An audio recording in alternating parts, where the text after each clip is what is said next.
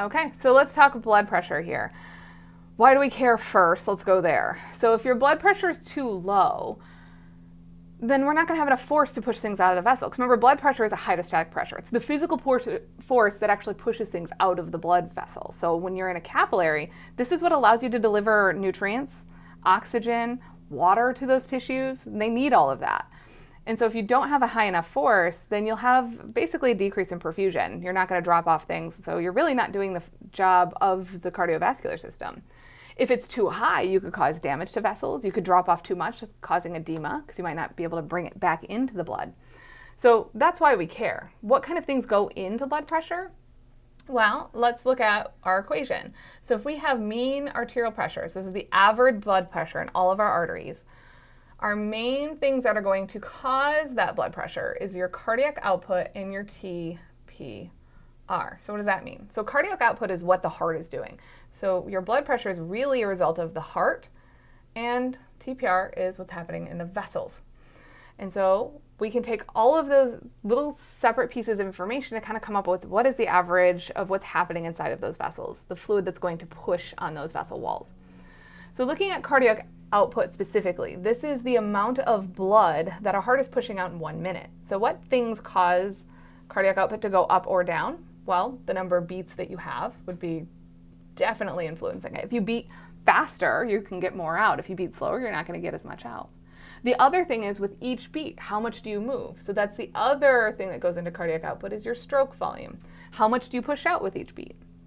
The more blood that you're pushing out, the higher your blood pressure will be. What kind of things can affect that stroke volume? How much is there? So when you're looking at stroke volume, it really is a measurement of two things. So if you kind of picture a water bottle or a cup, the first thing is how full is it?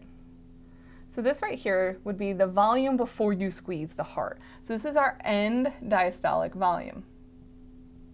So end diastolic is relaxing volume. So right before the squeeze, this is how full that cup is. And let's pretend this is a plastic cup and I squeeze it. And some of this is going to come out. And then you have a little bit left behind.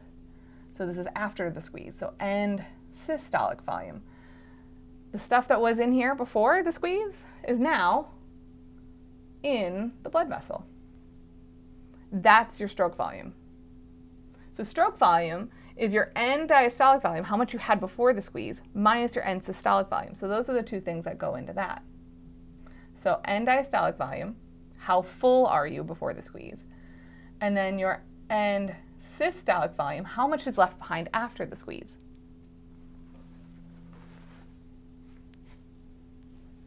At some point I want to remove that, so I'm debating on when to do that. No, we'll leave it there. Okay. So what kind of things can affect these two numbers? Well, for end diastolic volume, how full is it before the squeeze, is a direct result of, so if this is a tap system, like here's a faucet, oh, this would be bad art, sorry, would be basically how long do you let it fill up? How much do you fill it with? And so this is a direct result of what we call our venous return. Because remember, vessels are the things that deliver blood back to the heart. So venous return is going to directly affect your end diastolic volume. So if your venous return goes up, if you have more blood coming back to the heart, that means you're going to have more in there before you push, which means you can get more out, and that would increase your blood pressure. So all of these things relate to each other. Your end systolic volume, how much is left behind, is a result of the force of the squeeze. Because remember, it's not really a cup, it's a muscular vessel, a muscular heart. So we're going to squeeze and push stuff out. You can change the force of the squeeze. That's called contractility, the force you use to eject the blood.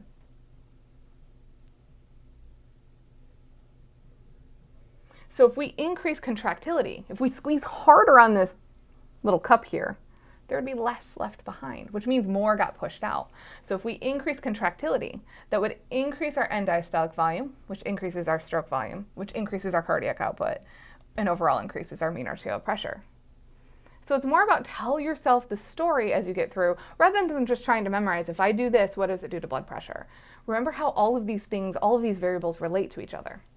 Okay, so then what does the blood vessel do? Well, there's still muscle there, so it means we can control it. Specifically smooth muscle, because remember, unconscious control, and it's not in the heart, so it has to be smooth muscle. It basically can constrict, making the space smaller, or dilate, making the space bigger. So those are your two options. So vasoconstriction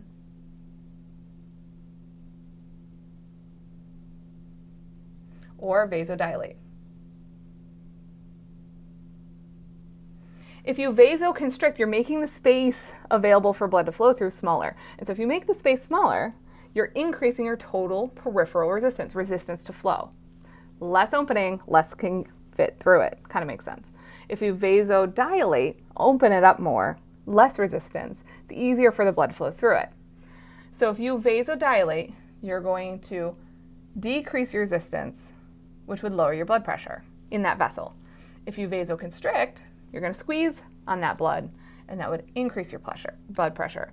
I think the easiest way to understand this is I always pretend like the arm is the blood, like this arm. And then I take my hand and wrap it around like this is the vessel wall. And if I were to constrict, if I were to squeeze it, I can feel the physical push on that blood, and that's hydrostatic pressure. I can feel the pressure building. So that would be an increase in the blood pressure. If I relax a little bit, if I vasodilate, I don't feel that pressure anymore. Those molecules aren't colliding into each other, so the blood pressure goes down. So those are your main effectors here, the heart and the vessel. And these are some variables that go into that. So how do we take that and apply it to a negative feedback loop? Okay, so then let's talk about how do we regulate that blood pressure now that we've spent some time talking about all of the variables that we can adjust to maintain that homeostasis. So remember your usual blueprint. You start with a range that you want to maintain. So I draw this as like a little box that we're going to stay within. We'll have receptors notice. And so we were always noticing a change. Those receptors are going to communicate to a control center. Control centers, we're always going to send commands out to effectors. And effectors are going to oppose that change because it's a negative feedback loop. So we'll have a solution over here.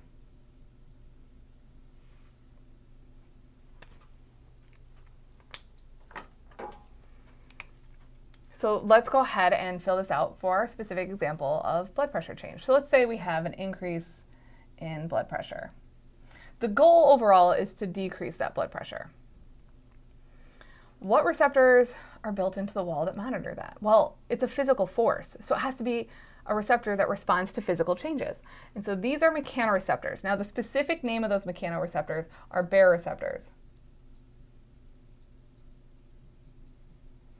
Those baroreceptors are in the aortic arch, so that vessel leading right away from the heart, and then the carotid sinus, so as you're going up to the head. So those two locations make sense to me. What is the heart directly kicking out, and what are we sending up to the brain? Because we're very protective of that. So we have those baroreceptors built into the wall that directly monitor that opening of channels. So when you're a mechanoreceptor, you're physically forced open. So if you picture the vessel wall as having little doors in between them, and if we have more pressure, the blood is pushing on the wall, so it'll surge a little bit, and those doors open further, which means we can get more ions in, which creates the electrical signal. So the more we open those channels, because of that increase in pressure, the more sodium ions come into those muscle cells, the more signal you generate. And so we'll have an increase in action potential frequency. So having the signal send faster is indicating like, oh, we're too high.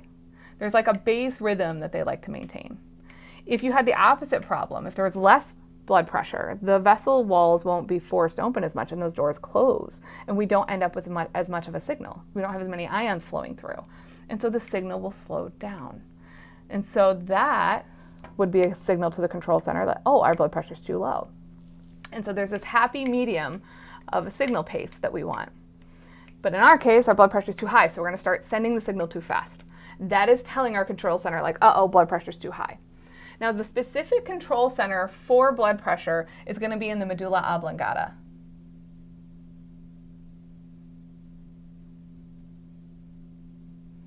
And within that medulla oblongata, there are going to be three subcenters. We have a vasomotor area, a cardioacceleratory center,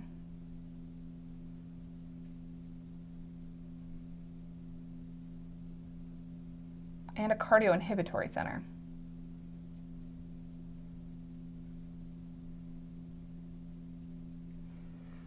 each of these centers will have a response to either change. Vasomotor, with a name like that, vaso meaning vessel, motor for muscle, because one of the effectors over here, and I guess we could probably even start there, is if we talk about mean arterial pressure, remember your equation? It's cardiac output times TPR. That means your two effectors are these two things, the heart and the blood vessels. So we have our heart here,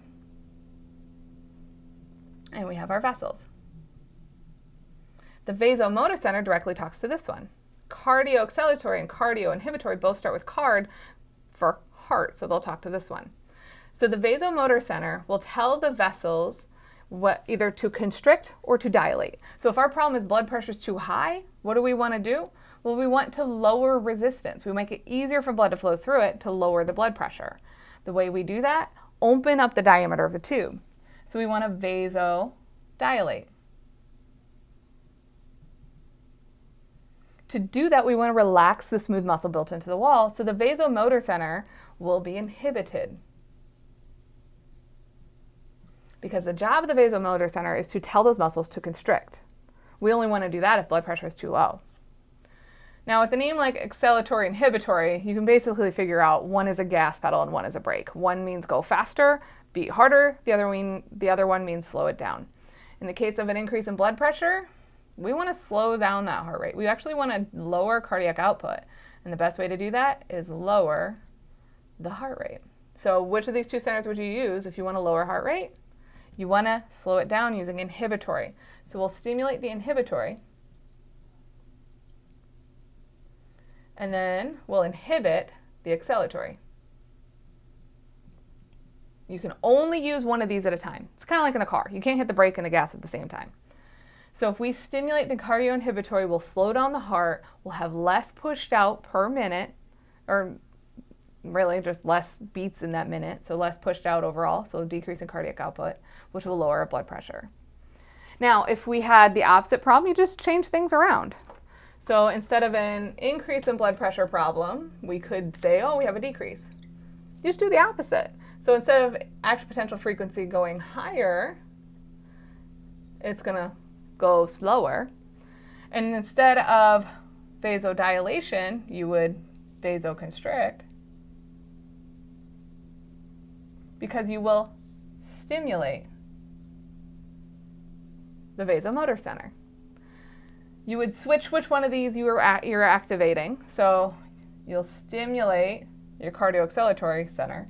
You'll inhibit the cardioinhibitory center to increase cardiac output and increase heart rate. You can also increase stroke volume. Squeeze all this in here. And overall, that would increase blood pressure. So that's what's really nice about negative feedback loops. All you gotta do is change the arrows. Once you know one, you know the other. You just have to remember to flip everything. All right, everyone. I hope blood vessels make a lot more sense now.